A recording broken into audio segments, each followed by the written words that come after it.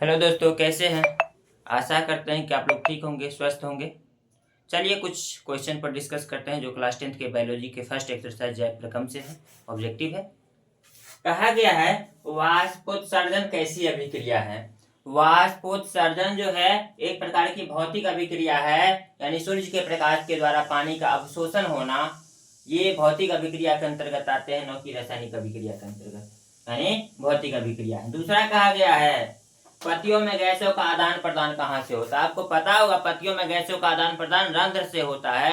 जो प्लांट की पत्ती में छोटे छोटे छिद्रित भाग होते हैं, रंध्र से होता है। यानी पत्तियों में गैसों का आदान प्रदान जो है रंध्र से होता है। इसके बाद अगला क्वेश्चन है जीवों में ऊर्जा की प्राप्ति कहाँ से होती है। जीवों में ऊर्जा की प्राप्ति जो होती है वो श्वसन से होती है। जीवों में ऊर्जा की प्राप्ति जो होता है वो श्वसन से होता है। अगला क्वेश्चन है मनुष्य के शरीर की सबसे बड़ी ग्रंथि क्या है। सबसे बड़ी ग्रंथि क्या है? लीवर। मनुष्य के शरीर की सबसे बड़ी ग्रंथि क्या है? लीवर। ध्यान रखिएगा। कूटपाद किसमें पाया जाता है? कूटपाद की बात करें तो ये कूटपाद अमीबा में पाया जाता है। कूटपाद किसमें पाया जाता है? तो अमीबा में पाया जाता है। इसके बाद कहा गया है स्वपोषी पोषण के लिए आवश्यक है। स्वपोषी पोषण के लिए क्या सब आवश्यक है? तो सूर्य की प्रकाश, जल और क्लोरोफिल। सूर्य के प्रकाश के लिए इनमें सभी आवश्यक है। CO2 भी आवश्यकता है, उसकी अब भी आवश्यकता होती है, क्लोरोफिल की भी आवश्यकता होती है और सूर्य के प्रकाश की भी आवश्यकता होती है। इसके बाद कहा गया क्लोरोफिल वर्णक का रंग होता है कैसा? हरा।